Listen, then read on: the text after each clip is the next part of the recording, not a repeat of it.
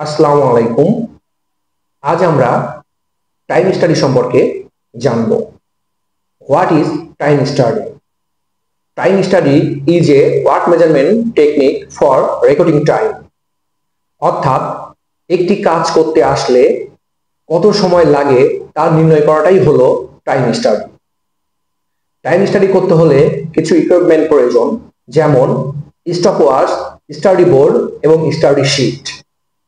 Time study আমরা কিভাবে করব তার কিছু ধাপ রয়েছে, যেমন break the work into element, অর্থাৎ কাজটিকে খন্ড খন্ড উপাদানে ভাগ করতে হবে।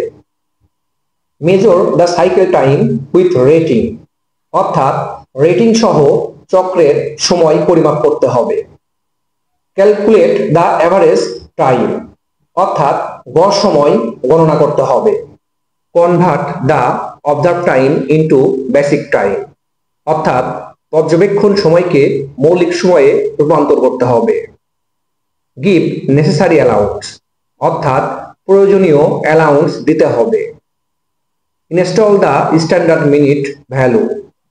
টাইম স্টাডি এর উদ্দেশ্য বা টাইম স্টাডি করলে আমাদের কি উপকারে আসবে সেই বিষয় নিয়ে কিছু কথা বলি।